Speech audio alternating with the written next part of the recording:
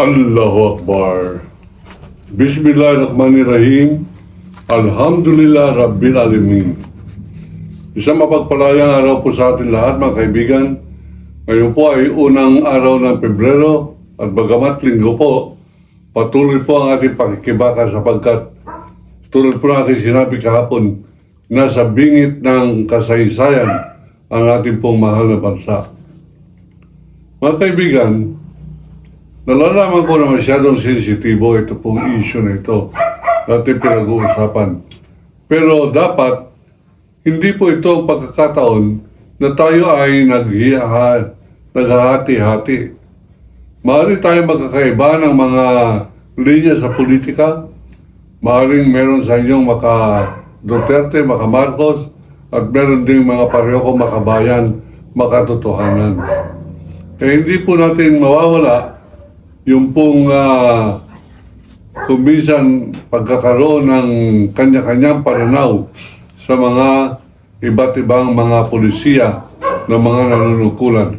Halimbawa, kung kay Duterte naniniwala siya na sa pamamagitan ng kanyang estilo ay may bibigay niya ang kapayapaan sa ating bayan sa pamamagitan ng pagsasabi sa China na libre kayong pumasok sa aming bakuran at kung maaari gawin pa ninyo kaming probinsya. Meron po mga hindi sumasang-ayon dito. Yan po yung mga makabayan. At marami pong kinatutuwa po natin, ibalita sa inyo, marami po palang mga Pilipinong makabayan. Hindi po sumasang-ayon sa pahayag na yun ni Ginoong Duterte na dapat yung demanda na pinanalo natin sa Permanent Court of Arbitration noong July 12 na 2016 ay inisyu po pabor sa atin, nanalo po tayo sa demanda ni Pinoy Aquino na ang Pilipinas Exclusive Economic Zone ay pag-aari ng Pilipinas sapagkat ito ay napapaloob doon po sa 12 nautical mile radius ng ating pong dalampasigan. Lahat po ng mga nasasakop dito kung saan makakarating yung 12 nautical miles, exclusive economic zone po yan. Ang ginawa po ng China, gumawa sila ng mapa nila. Ang tawag po sa mapa nila ay 9-dash line South China Sea. At sinako po buong Pilipinas halos 90% ng karagatan ng Pilipinas sinakop ng kanilang 9-dash line. Kaya nagdemanda po si Pinoy Aquino at tayo po ay nanalo. Ang sabi ng Permanent Court of Arbitration, walang basihan yung 9-dash line or 10-dash line ng China. Walang basihan sa kasaysayan, sa lahat ng dokumentong hinarap sa amin sa United Nations. Yan ay non-existent, yan ay fiction. At tayo po'y nanalo. At ang kasagutan po ng China rito, hindi namin kinikilala yan, decision na yan ng Permanent Court of Arbitration. Ang sagot po ng Pilipinas sa pamamagitan ni Presidente Rodrigo Roa Duwag Duterte, ang sabi niya, baliwala yung pagkapanalo na yan. Dapat sa decision na yan, ibasura. Pilipino nagsabi na ang Pilipinas, ang sabi ng United Nations, ang Pilipinas ay para sa Pilipino. Yan ang desisyon. Ang sabi ni Duterte, baliwala yung desisyon na yan. Dapat yan sa basurahan. Yan po ang akin po kinagagalit. Ako po ay hindi po maka-Marcos. Sinasabi nila na magkano raw binayad sa akin sapagkat bakit daw nung araw ay kalaban ako ng mga Marcos. Totoo po yan. Yung kanyang tatay, ipinakulong po ako niyan. Ang pinag-aawayan namin, hindi po personal. Hindi ko kaya makipag-away ng personal sa Pangulo ng Pilipinas. Ang pinaglalaban ko ay karapatang pantao na tinanggal ni Marcos Sr. Ang pinaglalaban ko ay maibalik ang Kongreso at Senado, maibalik ang freedom of the press at right of suffrage, karapatan na bumoto muli. Ngayon, sa kanyang anak, ang unang-una po dyan hindi namin pinagkasunduan at hanggang ngayon yung pa rin aking paniniwala. Ang tunay na nanalo sa aking pong pagsasaliksik at aking paniniwala at aking pinaniniwalaan ay ang nanalo ay si Leni Robredo, ang tunay na Pangulo ng Republika ng Pilipinas. Kaya lamang, nung nagkakagulo sa West Philippine Sea, kinakailangan natin meron tayong Pangulo. At ang nagbabanta na maging Pangulo ay si Sara Duterte. Winatakot po ko yan sapagkat kabarumbaduhan na naman, kababungyan na naman, nakawan na naman, corruption na naman, patayan na naman ang mangyayari. Isinakripisyo ko ang aking sariling paniniwala alang-alang sa bansa. Alang-alang sa aking paninindigan na magkaisa tayo sa usapin dyan sa West Philippine Sea. Sinantabi ko ang aking sariling personal na political persuasion. Sana ang Senado ganyan din, magkaisa tayo. Pero hindi po yata mangyayari yan sapagkat meron po tayong napakabobo. Hindi naman bobo si Robin Padilla. Napakabobo ni Robin Padilla. Bugok. Pero mapapatawad ko po siya sapagkat kulang naman siya talaga na pinag-aralan. At ang mga kulang sa pinag-aralan, hindi po dapat kinukundina.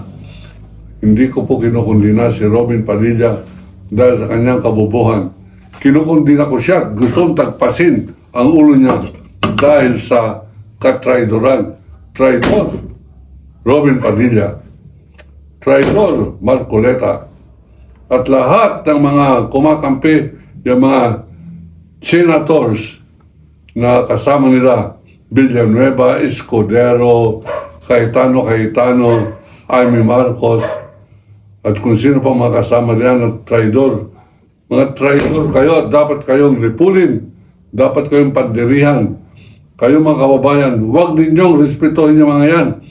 Pag kayo mga pulis, pag nakikita ninyo, huwag kayo sasaludo. Ba't kayo sasaludo sa kaaway? Huwag niyong saluduhan yung mga senador na kumakampi sa China. Sapagkat yung mga senador na yan, traidor, therefore, kalaban natin. Isipan ninyo, sasaludo kayo sa kalaban. Kalaban po ng bansa natin, yung mga traidor na senador. Lalo-lalo itong si Marcoleta. Abay, habang tayo po inaaway ng China, nakipagkita dun sa ambassador ng China sa Makati. Mga kaibigan, ano kanyang karapatan? Sa batas, ang tawag po dyan ay usurpation of authority. He is never authorized to deal or represent the sentiment of our government. Usurpation. Ano po ibig sabihin ng usurpation? Yang paggagawad sa kanyang sarili ng karapatang hindi ukol sa kanya. It is never his duty to act as a diplomat, let alone to befriend China in the midst of their atrocities and aggression in our country. That is treason. Kaya po hinamon ko yan si Marcoleta, hindi ng babago, violence, sapagkat walang laban sa akin yan. Sharpshooter ako. Nag-kung fu tayo. Wala pong laban dyan si Marcoleta. Hinamon ko siya, debate sa Plaza Miranda. Magdala na siya ng kanyang sambatalyong Iglesia ni Cristo na parati pong sumusunod sa mga corrupt na tao, sumusunod sa corrupt na leader pa rin ni Marcoleta. Dali mo na sila para may tagapalakpak ka. Baka walang pumalakpak sa iyo. Tayo po ay nag-uulit po ng paghahamon sa kanya, public debate. Ang proposisyon o pagdidebatihan natin ay ang West Philippine Sea ay hindi katang-isip kundi pag-aari yan ng Republika ng Pilipinas. Yan po pagdebatihan natin. Ang hamon ko mga kaibigan, ipakalat ninyo upang sa ganoon makarating sa kanya. Hamon ko po yan. Hindi po away sapagkat walang laban sa akin yang lalo sa sabunutan sapagkat piluka po yan. Ganun pa man, ang hindi sumasang-ayon po sa akin, naintindihan ko yan. Meron po tayong million viewers, kung minsan 500,000, minsan 200,000, kung minsan mas mababa pa, okay lang. Meron po tayong 120,000 subscribers. Ngayon, yung mga nag-unsubscribe, hindi sumasang-ayon sa akin pong paninindigan laban kay Robin Padilla at kay Marcoleta at sa mga iglesia o mga kibuloy o mga JIL, wala akong pakialam. Mag-unsubscribe kayo. Hindi ko kayo kailangan. Pero, doon sa sumasang-ayon ng Pilipinas ay para sa mga Pilipino, abay magsama-sama po tayo. Magkaisa tayo, wag tayo magbababag. Diyan po, ipakita natin sa buong mundo na dapat nga ipagtanggol ang Pilipinas sapagkat mga Pilipino mismo ang nagtatanggol sa kanilang sariling bayan at hindi sila nagkakawatak-watak sa kanilang responsibilidad bilang mga Pilipino. Ako po si Waldy Carbonell, nagsasabing iniibig ko ang Pilipinas. China, layas! Marcoleta, Padilla, pugutan ng ulo!